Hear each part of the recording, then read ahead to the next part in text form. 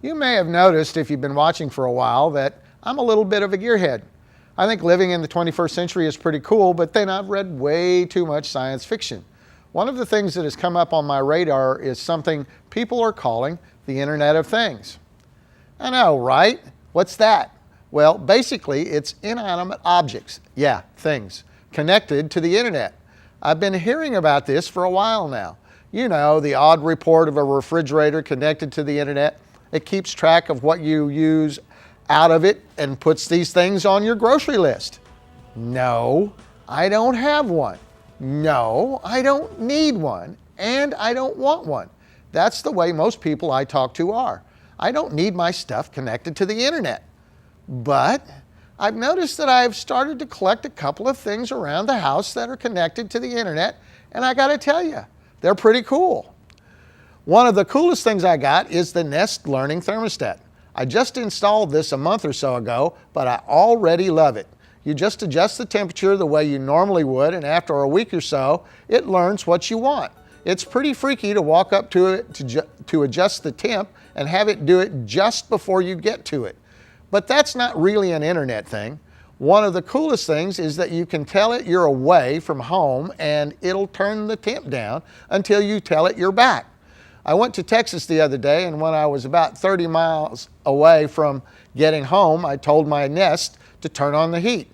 When I got home, the place was toasty warm. Neat. But that's not the only thing I have that's connected to the Internet. I have 2 lamps connected as well. I can turn them on and off from any place in the world. That comes in really handy when I'm away from home and want to make it look like somebody is moving around in my place. Even cooler than that, except I'm almost ashamed to tell you this, I can turn the light on or off with my phone from my bed, so if I forget to turn off the light when I go to bed, I don't even have to get out of bed to turn it off.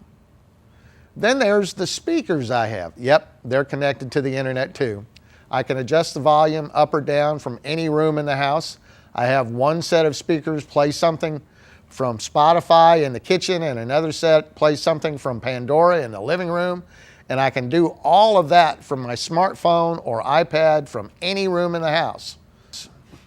The next thing I got my eye on for my personal corner of the Internet of Things is a security system. Yeah, I think these things are pretty cool too. You can get an 8-camera security system that has 1 terabyte DVR to record any break-ins.